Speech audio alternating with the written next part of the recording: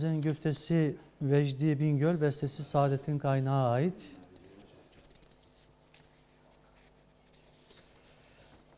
Gönlüm özledikçe görürdüm, hele lacivert kanatlı kumru olsaydım. Seni kıskanırdım rüyada bile, ahu gözlerinde uyku olsaydım. Sanma ki sevgilim solar biterdim, belki muradıma böyle yeterdim. Gonca leblerinde yanar tüterdim, güllerden süzülen koku olsaydım.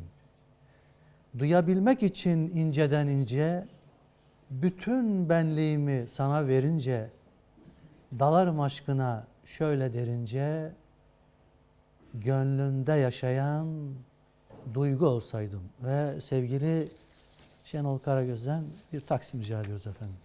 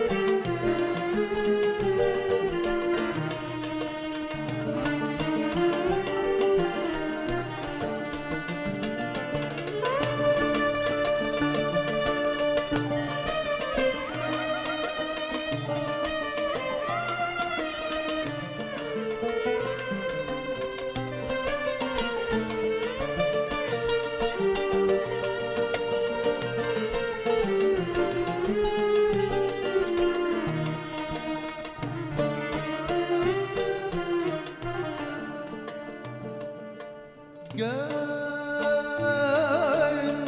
özledikçe görürdüm hele lacivert kanatlı kumru olsaydım. Seni kıskanırdım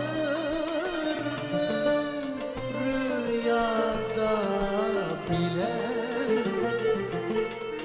ahu gözlerinde uyku olsaydı.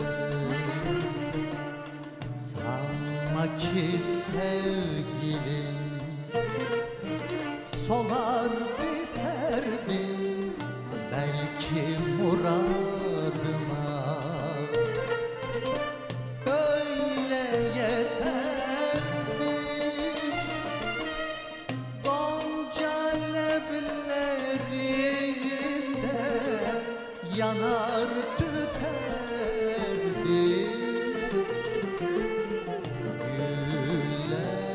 Güllerden süzülen koku olsaydı,